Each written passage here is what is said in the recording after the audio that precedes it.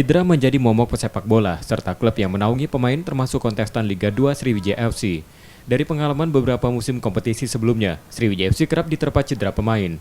Kondisi ini berdampak pada menurunnya performa Laskar Wongkito di tengah jalannya kompetisi. Mengantisipasi kondisi tidak terulang kembali, manajemen Sriwijaya FC menjalin kerjasama dengan PT Reconsfit sebagai salah satu perusahaan kesehatan yang ada di tanah air.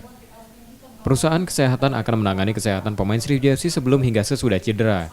Dokter dari perusahaan kesehatan tetap akan bekerja sama dengan pelatih Sriwijaya FC. Nanti bisa saling berkolaborasi satu sama lain. Para pelatih itu mirip-mirip juga kayak kami para dokter, ada spesialistik sendiri ya. Nah, dengan adanya spesialistik masing-masing, maka kami bisa saling berkolaborasi. Kerjasama antara Sriwijaya FC dengan perusahaan kesehatan ini merupakan kerjasama yang pertama dalam sejarah berdirinya skuad Laskar Wongkito. Nur Muhammad, Kompas TV, Palembang.